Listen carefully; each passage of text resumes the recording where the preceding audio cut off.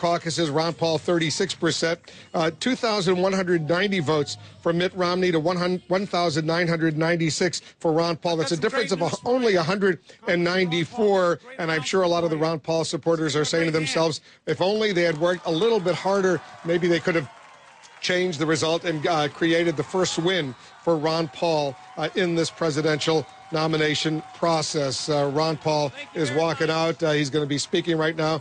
I hope they, whoever's holding up that Ron Paul sign, drops it so we can see Ron Paul. But let's listen into Ron Paul. Thank you.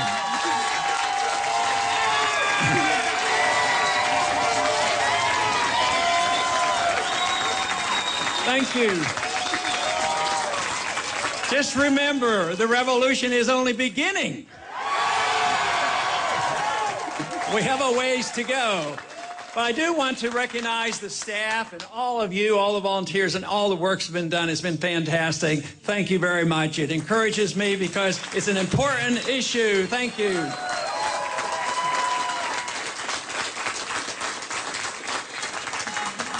But, you know, I have one slightly discouraging announcement. I wished all the caucus had met today. Because I was disappointed. There was one caucus that I think we would have done very, very well.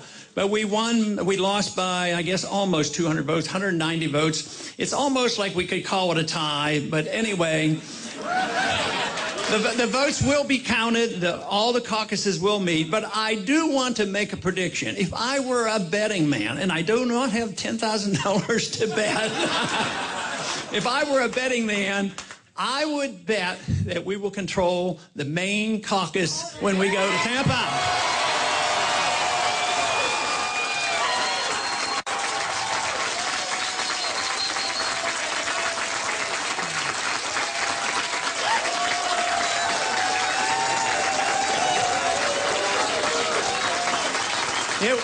It would have been great to win outright the straw vote, but it'll even be greater to win the delegate vote.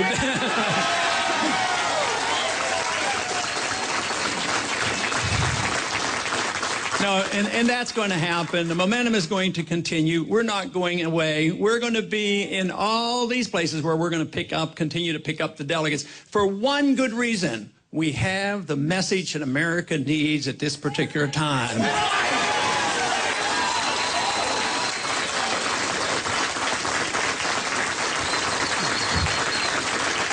And the wonderful thing is the message is not complex. Everybody understands it. And the message is liberty. That is the message.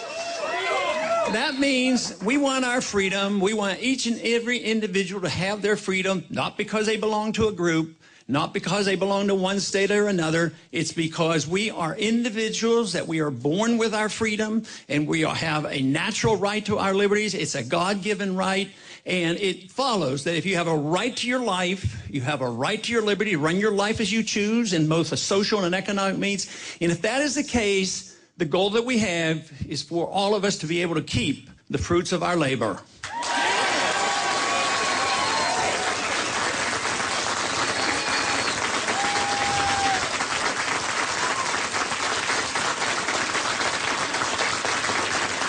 Now, this is not a brand new concept. It's an American concept. We tried it. It was working very well, and unfortunately, many, many decades ago, we started slipping away and took it for granted. We turned into a society that thought only that you redistributed wealth both by force and coercion and lobbying, and we forgot about what brought about prosperity and production. And it's only free people that can do that. The understanding of property rights, the understanding of contract rights, and one important issue for prosperity to thrive, you have to have an honest monetary system.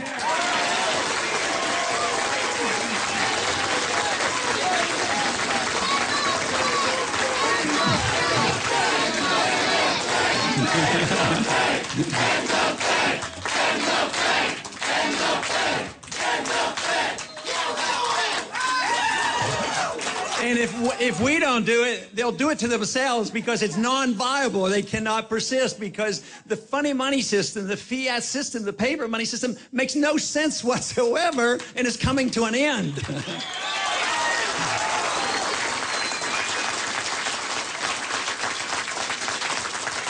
It always bothered me that we who believe in liberty never did a very good job in selling it, especially when we were free and when we were prosperous and consuming our wealth.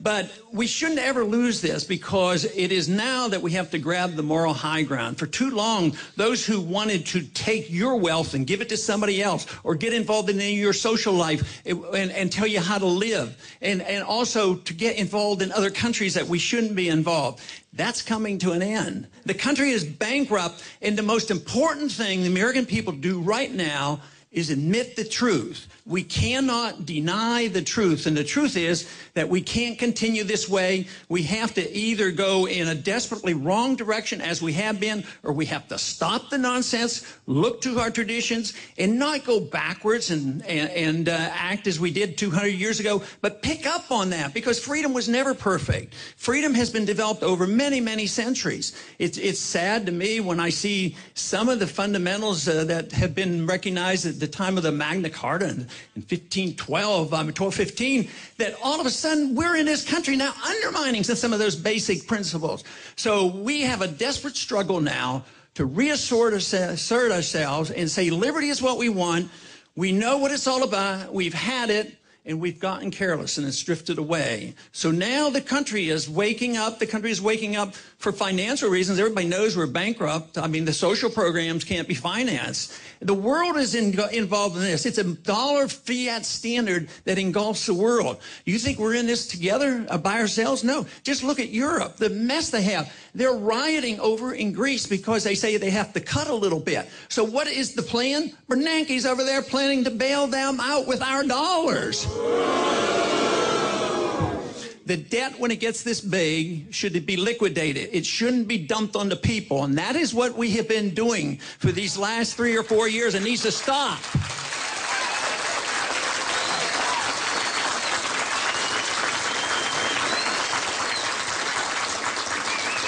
But we need to ask really a very basic question. What should the role of government be? That's the question the founders of this country and those who led the revolution asked. What should the role of government? And they didn't like the role the king had. The fortunate part about our revolution, it was one of the very, very rare times that a revolution, an overthrow of a government, actually delivered more freedom to the people than they had before the revolution. Look at the revolutions going on around the world today that we're very much involved in.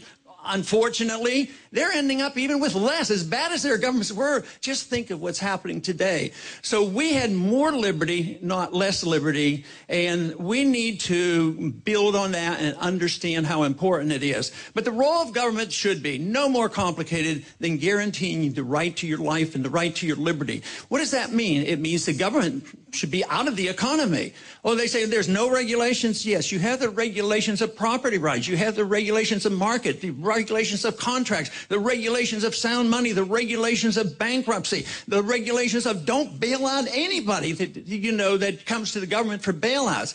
Those are regulations that are truly free market oriented. But it also means that the government ought to be out of our social lives and the way we run our lives. For too long, we've taken liberty and chopped it into two pieces. Oh, social liberty and personal liberty and religious liberty. Some people defend that, and others have economic liberty. It's one and the same because it's individual liberty, and we have a right to our life and the right to our conscience.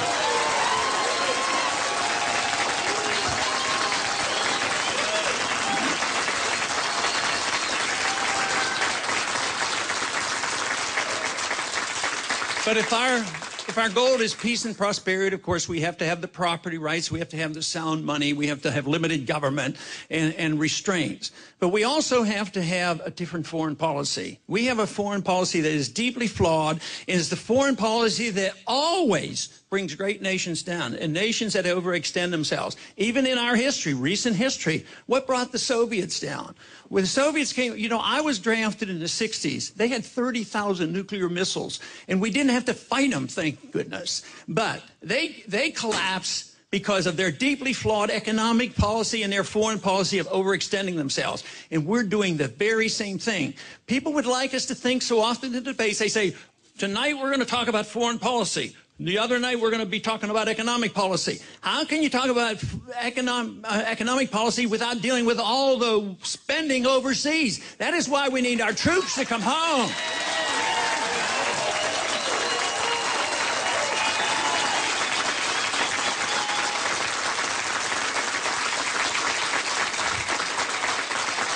We need a policy which is constitutional. The founders gave us good guidelines. They said, shouldn't go to war unless you declare it. We have a responsibility for a strong national defense. But today, our presidents don't come to the Congress and to the people and say, declare the war or not declare the war. They just go to war. Sometimes they consult. Sometimes they don't even consult with the Congress. But they're always overly willing to consult with NATO and take their marching orders from the UN. That's wrong. So therefore, a foreign policy of non-intervention, minding our own business, stay out of policing the world and stay out of nation building. That is the road to peace and prosperity. That is what we have to go for. Under the circumstances that we live today, where we allow our government to grow so big, governments cannot grow unless they undermine personal liberty. Every time government writes another rule or regulations, no matter how it comes about, it undermines our personal liberty.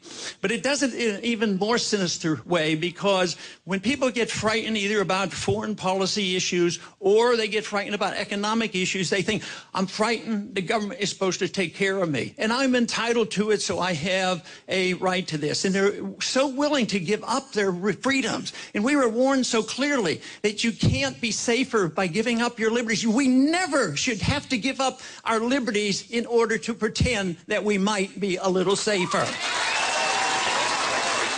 Ron Paul getting ready to wrap up his remarks. We're going to be speaking with him shortly as well. He did well today, but he did not win. He doubled what he did 4 years ago. 4 years ago in the main caucuses, he got 18%. Now he got 36%. The problem for him, though, was that Romney today got 39%. Romney got 52% 4 years ago. We'll speak with Ron Paul. Much more of our coverage of the main caucuses, and we're looking ahead to Arizona and Michigan when we come back.